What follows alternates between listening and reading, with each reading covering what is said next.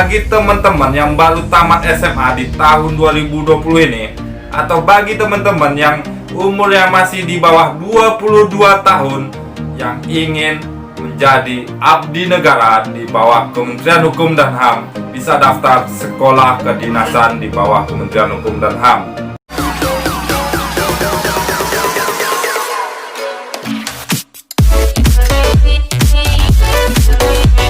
Halo guys, assalamualaikum warahmatullahi wabarakatuh. Salam abdi negara. Kembali lagi bersama aku, Randi Latukonsina.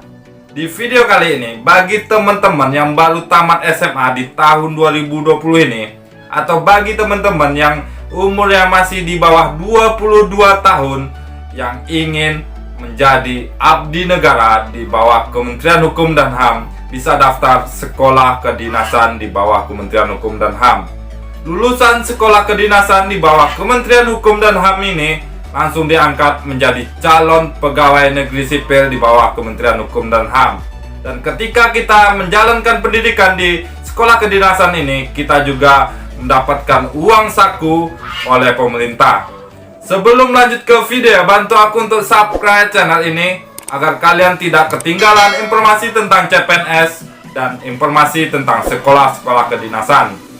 Dan bantu aku juga like, komen, dan share ke teman-teman semuanya agar mendapatkan informasi yang sama tentang CPNS. Dan kita lihat informasi sekolah kedinasan ini. Sebelum kita lanjut untuk informasi persyaratan pendaftaran sekolah kedinasan dan alur pendaftaran sekolah kedinasan di bawah Kementerian Hukum dan HAM, di sini sedikit aku jelaskan tentang sekolah-sekolah kedinasan di bawah Kementerian Hukum dan HAM. Sekolah kedinasan di bawah Kementerian Hukum dan HAM ini ada dua sekolah kedinasan, yaitu adalah Poltekip dan Poltekim. Poltekip ini adalah Politeknik Ilmu Pemasyarakatan. Ini adalah salah satu sekolah kedinasan di bawah Kementerian Hukum dan HAM dan menjalankan ikatan dinas ketika kita lulus sekolah kedinasan ini. Dan ketika kita lulus sekolah kedinasan ini, kita langsung diangkat menjadi calon pegawai negeri sipil di bawah Kementerian Hukum dan HAM dan ditugaskan di salah satu unit pelaksana teknis pemasyarakatan seperti itu, yaitu adalah lembaga pemasyarakatan dan rumah tahanan negara seperti itu. Kita lanjut ke sekolah kedinasan yang kedua adalah Poltekim. Poltekim ini adalah sekolah kedinasan di bawah Kementerian Hukum dan HAM, yaitu adalah Politeknik Ilmu Keimigrasian.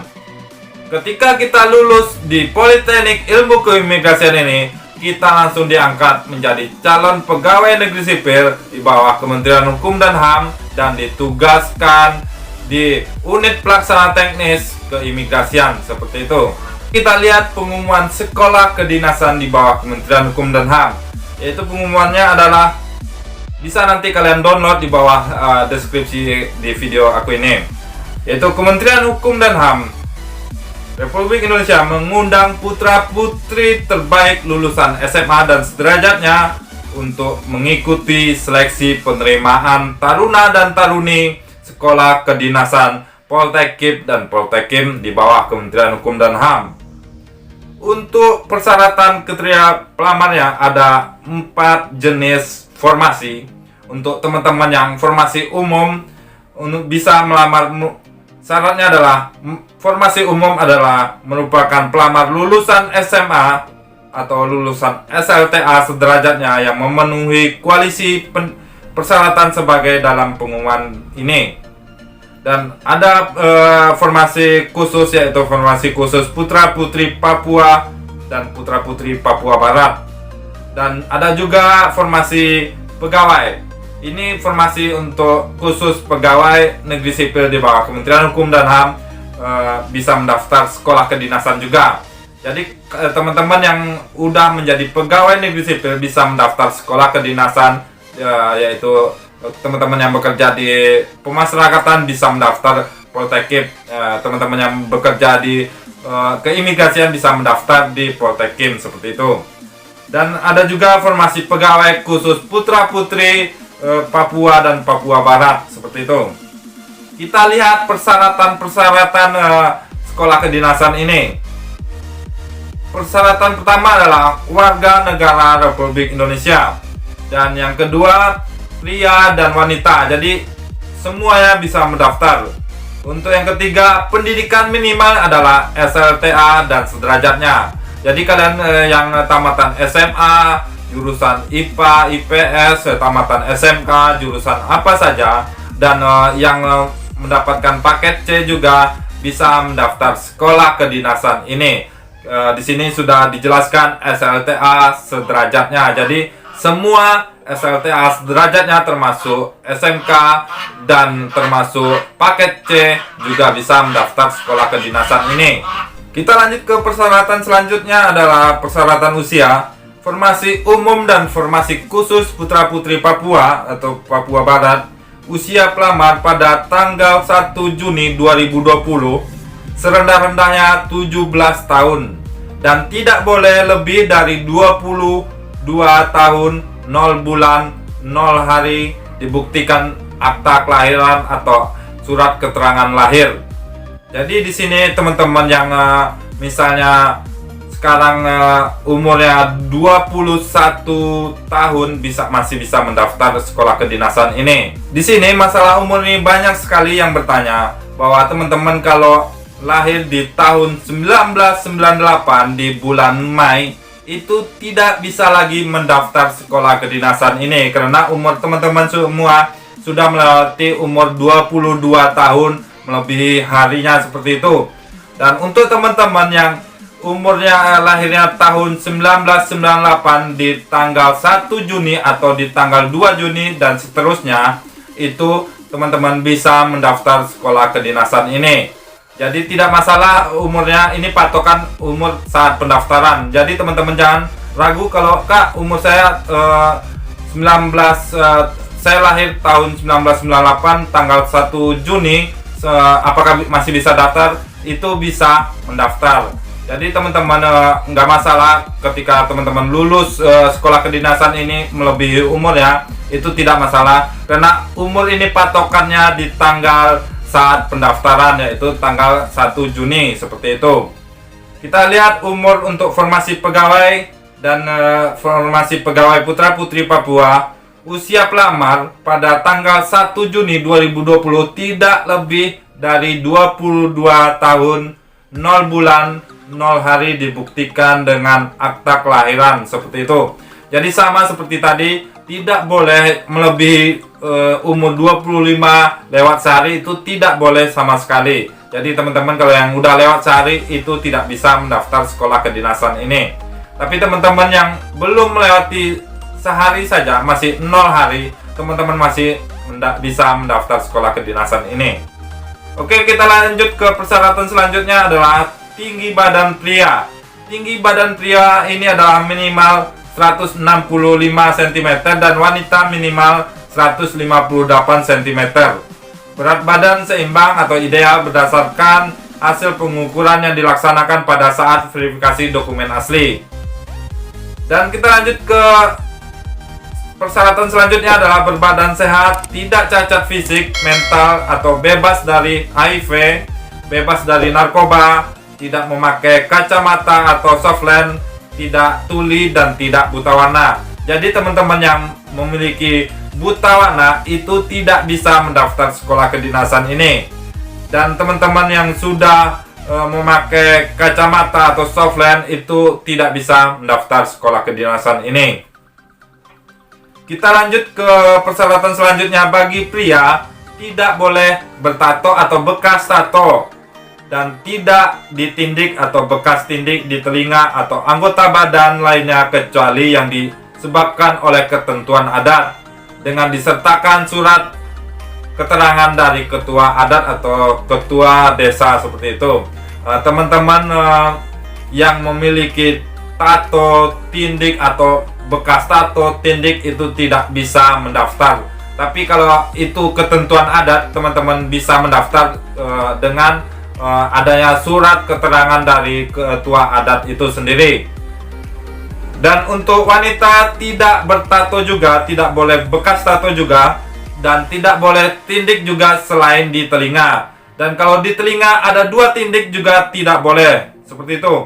bekas tindik di anggota badan lainnya selain telinga, dan tindik di telinga tidak boleh dari satu pasang. Jadi kiri kanan hanya boleh satu. Kalau ada dua bekas tindik, teman-teman juga tidak bisa mendaftar sekolah kedinasan ini karena nanti bakalan gagal ketika pengamatan fisik. Kita lanjut ke persyaratan selanjutnya adalah belum pernah menikah dibuktikan dengan surat keterangan lurah atau kepala desa dan sanggup tidak menikah selama mengikuti pendidikan sekolah kedinasan ini. Jadi teman-teman melakukan ikatan dinas selama pendidikan, teman-teman tidak boleh menikah seperti itu. Dan persyaratan selanjutnya adalah bersedia ditempatkan di unit pelaksanaan teknis pemasyarakatan dan imigrasi di seluruh wilayah Indonesia. Biasanya yang lulusan sekolah kedinasan ini jenjang karirnya sangat bagus dan teman-teman bakalan dioper atau ditempatkan di seluruh Indonesia ini. Jadi teman-teman bersedia ditempatkan seluruh Indonesia, dan itu pun teman-teman selalu di rolling seperti itu. Dan misalnya pertama di provinsi ini, bisa jadi di tahun-tahun berikutnya bisa di provinsi lain seperti itu. Kita lanjut ke persyaratan selanjutnya. Tidak pernah putus studi atau DO dari Politeknik Ilmu Pemasyarakatan atau Politeknik Imigrasi atau sekolah-sekolah kedinasan lainnya. Jadi teman-teman yang udah pernah belajar atau yang udah pernah masuk pendidikan sekolah kedinasan lain atau sekolah kedinasan Poltekim atau Poltekim, udah pernah di DO, teman-teman tidak bisa mendaftar sekolah kedinasan ini lagi. Kita lanjut ke persyaratan selanjutnya. Membuat dan mengisi formulir pernyataan dan melengkapi surat-surat keterangan lainnya setelah dinyatakan diterima sebagai calon taruna dan taruni. Untuk persyaratan selanjutnya, tidak sedang menjalankan ikatan dinas atau pekerjaan dengan instansi lain atau perusahaan lain. Teman-teman yang misalnya mendapatkan beasiswa yang ikatan dinas seperti itu tidak bisa mendaftar sekolah kedinasan ini. Kita lanjut ke persyaratan untuk pegawai negeri sipil atau pegawai negeri sipil khususnya putra-putri Papua atau putra-putri Papua Barat.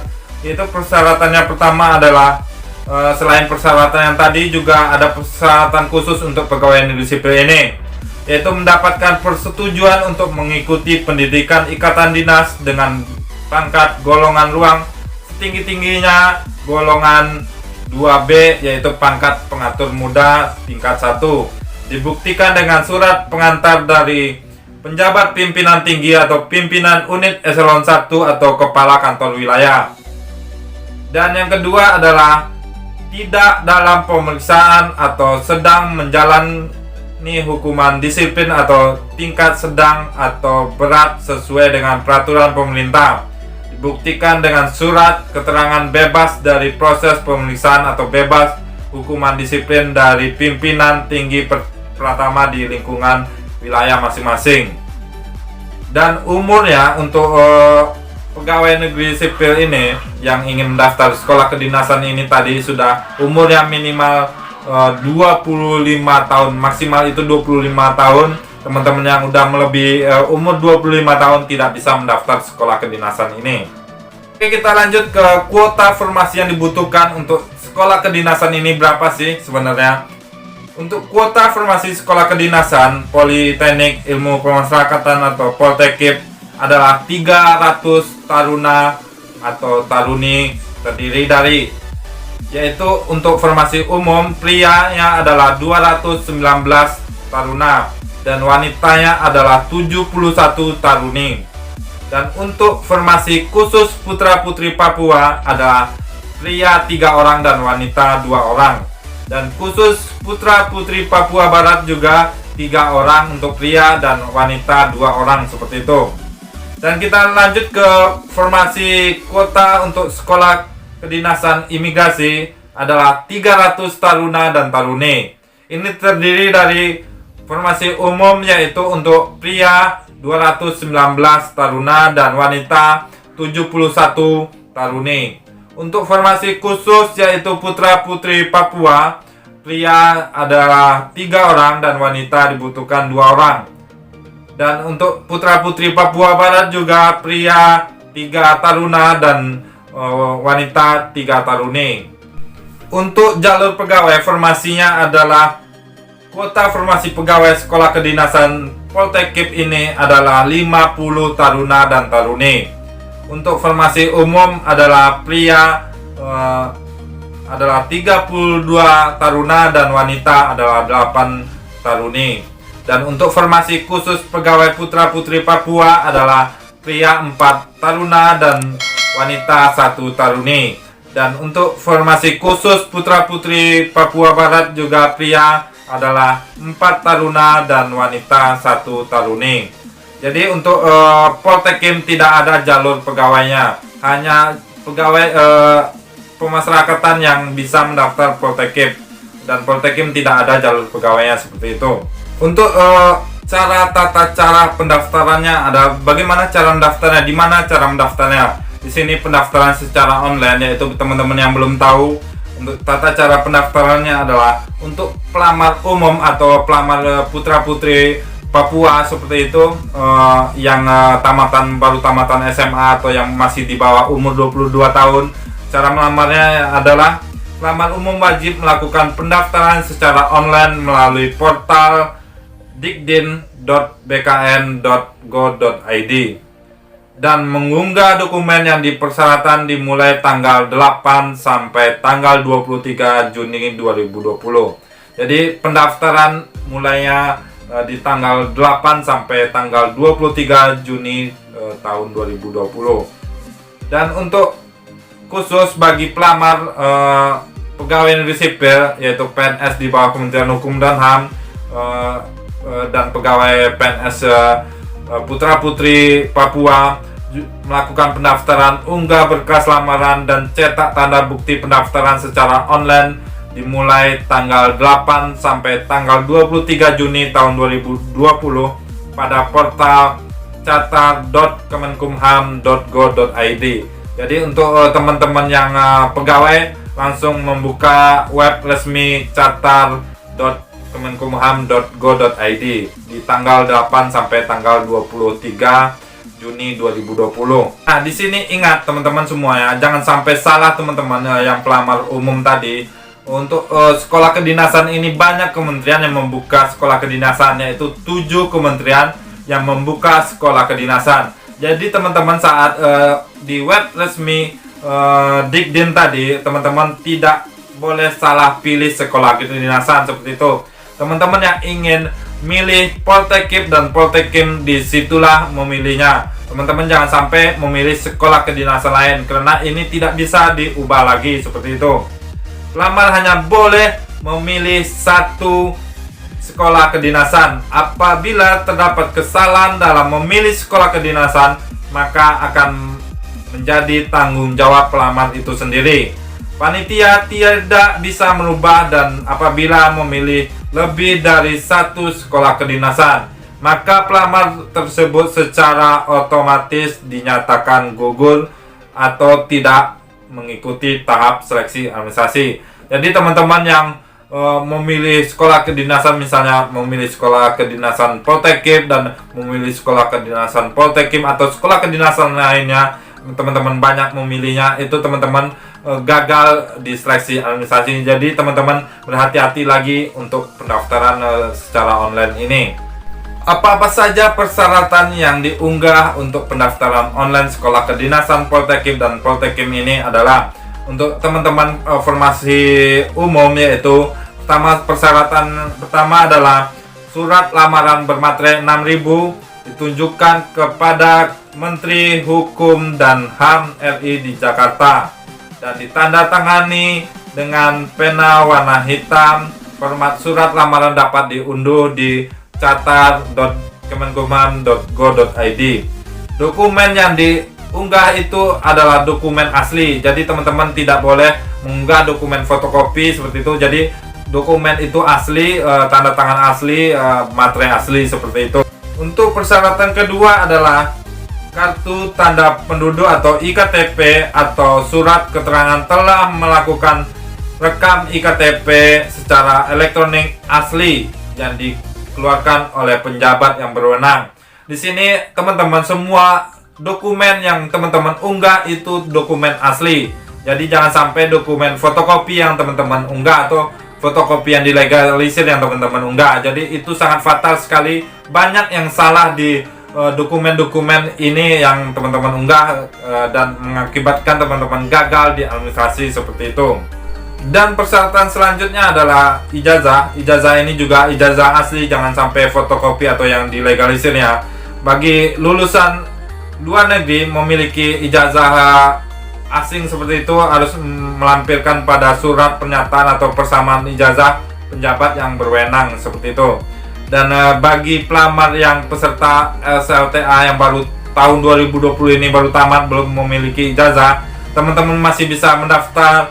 Sebagai bukti pengganti ijazah ini adalah wajib melampirkan surat keterangan lulus asli yang ditandatangani oleh kepala sekolah. Jadi teman-teman yang baru tamat tahun 2020 ini masih bisa mendaftar sekolah kedinasan. Yang belum mendapatkan ijazah masih bisa mendaftar sekolah kedinasan dengan cara melampirkan surat keterangan lulus yang ditandatangani oleh kepala sekolah masing-masing seperti itu. Dan itu pun dokumennya asli, bukan yang fotokopi atau yang legalisir. Usahakan teman-teman semua ya yang mengunggah dokumen ini dokumen asli yang teman-teman unggah. Jangan sampai dokumen fotokopi atau yang legalisir yang teman-teman unggah itu akan mengakibatkan teman-teman gagal di administrasi seperti itu.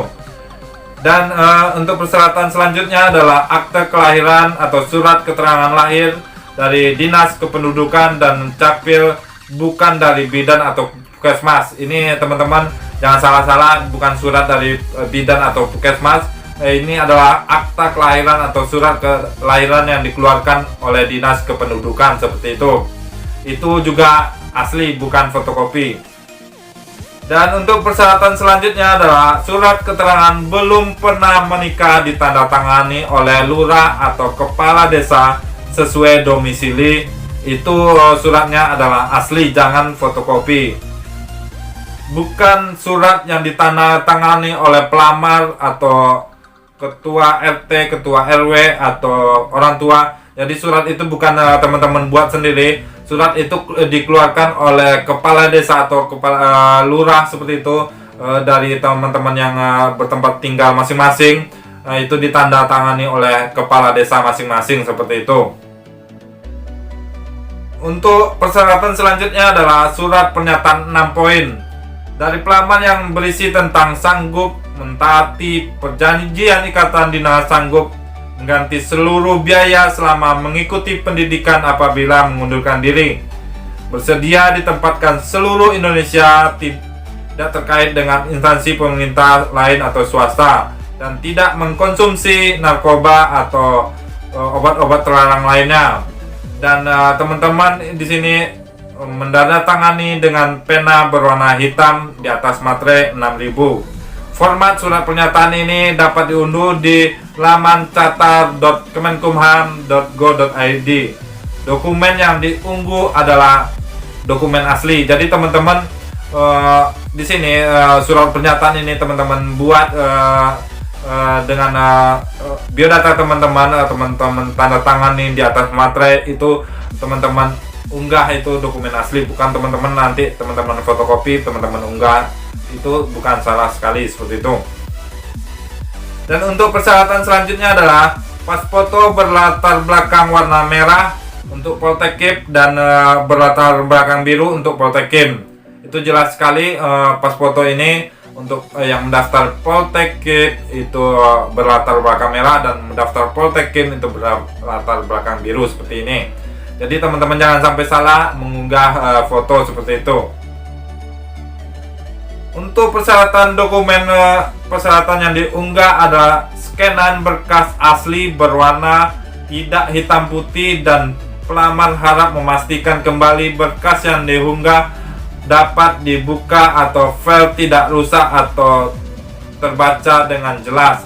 Jadi teman-teman nanti setelah melakukan unggah dokumen seluruhnya, teman-teman pastikan dokumen itu dokumen asli yang teman-teman unggah. Scanan asli, bukan scanan fotokopi atau scanan fotokopi legalisir. Dan teman-teman cek lagi unggahan itu apakah bisa terbaca dengan jelas. Kalau teman-teman masih tidak terbaca dengan jelas, lebih baik teman-teman unggah yang lebih bagus lagi filenya agar terbaca dengan jelas. Jadi teman-teman, jika teman-teman unggah itu tidak terbaca oleh panitia, teman-teman dinyatakan gugur administrasi seperti itu. Ini banyak sekali kesalahan ini yang sering sekali diperbuat oleh calon-calon taruna dan taruni seperti itu.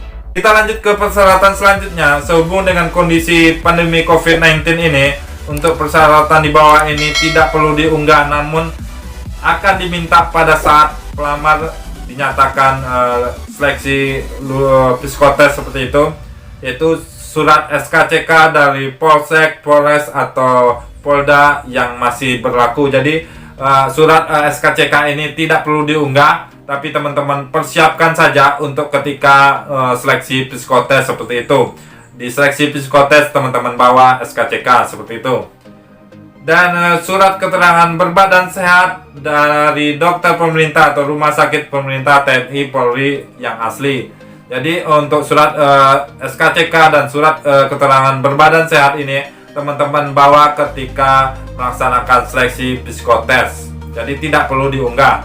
Dan untuk formasi putra putri Papua atau Papua Barat, ini sama persyaratannya, dokumennya, tapi teman-teman tambahan untuk putra putri Papua adalah yaitu melampirkan surat keterangan asli dari kelurahan atau kepala desa atau kepala suku yang menerangkan bahwa pelamar asli dari Papua atau Papua Barat berdasarkan garis keturunan orang tua, bapak atau ibu asli dari Papua atau Papua Barat. Jadi teman-teman, salah satunya kalau memiliki bapak atau ibu yang asli Papua atau Papua Barat bisa mendaftar formasi khusus putra putri Papua atau Papua Barat.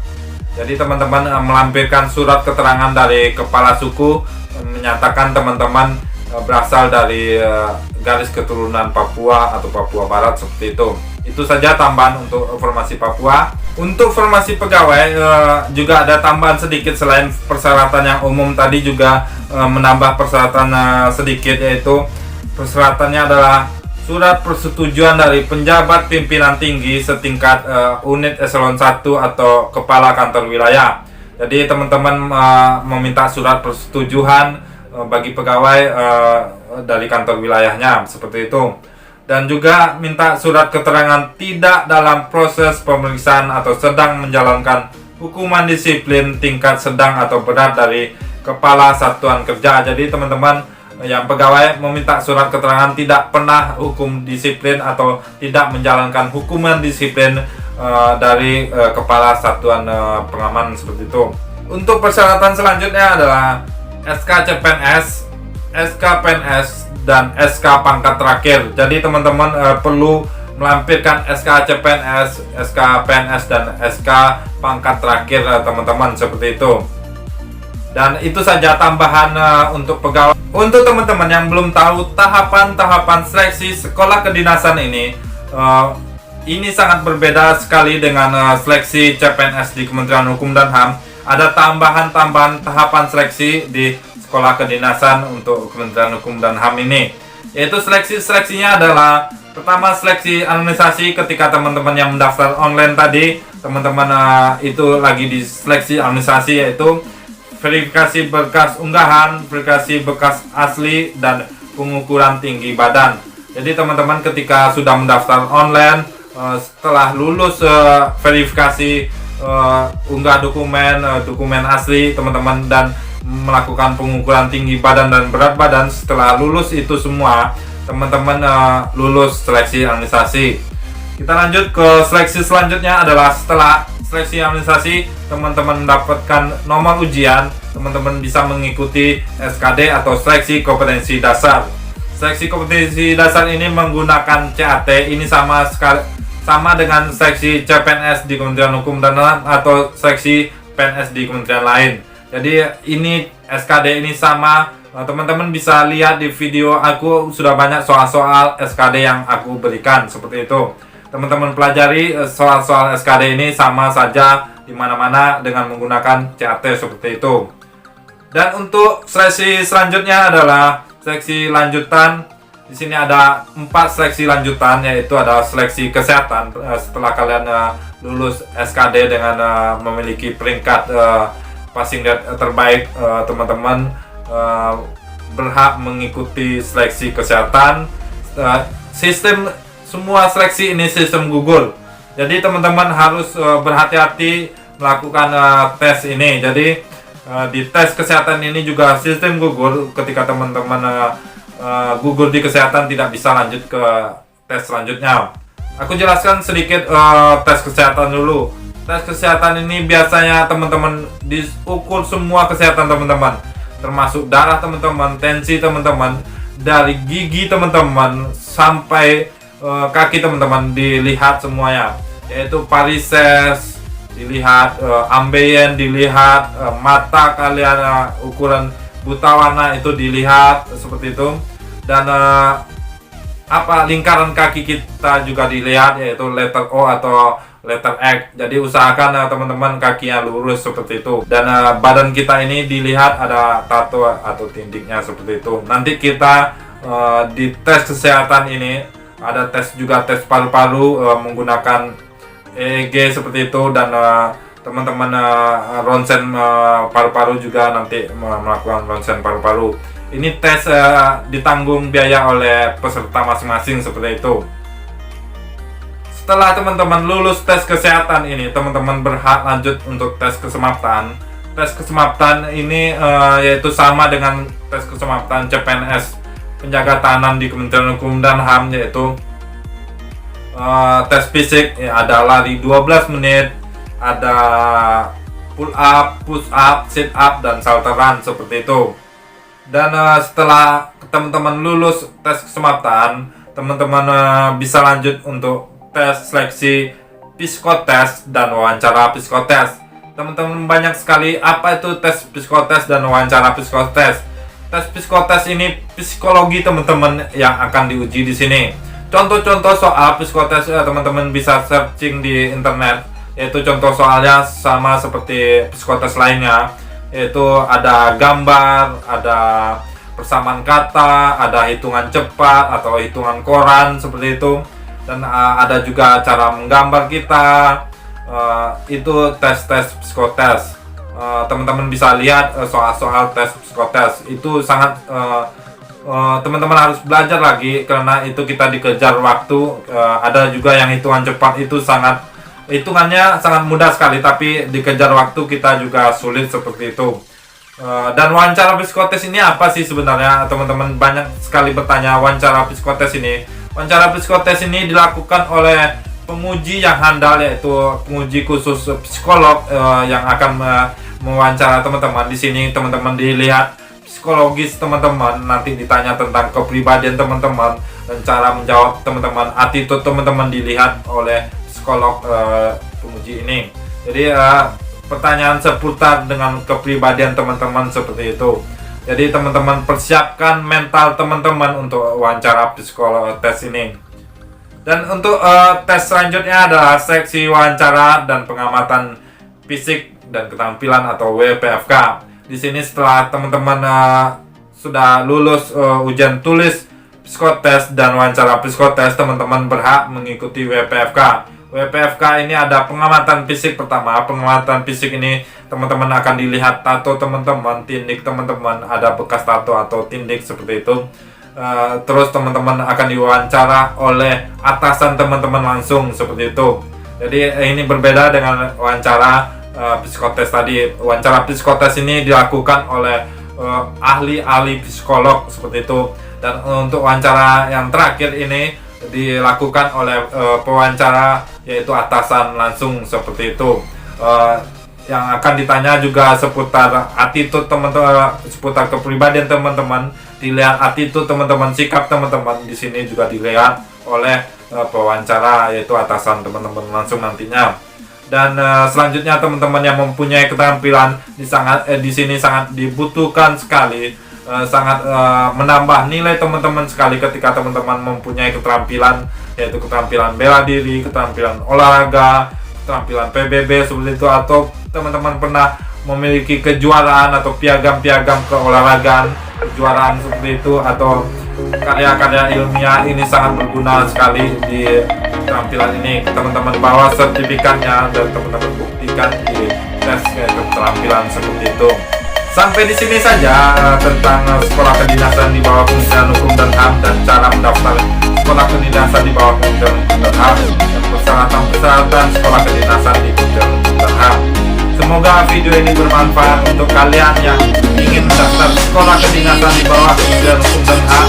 Kalau ada pertanyaan tentang sekolah kedinasan atau CPNS di bawah Kementerian Hukum dan HAM, komentar aja di bawah video ini. Nanti kita jawab sama-sama. Dan bantu aku juga untuk like, komen, dan share ke teman-teman semuanya agar aku lebih semangat lagi bikin video selanjutnya. Akan kudoakan kalian lulus CPNS tahun ini atau lulus jadi taruni sekolah kedinasan Poltekim dan Poltekim di bawah Kementerian Hukum dan HAM.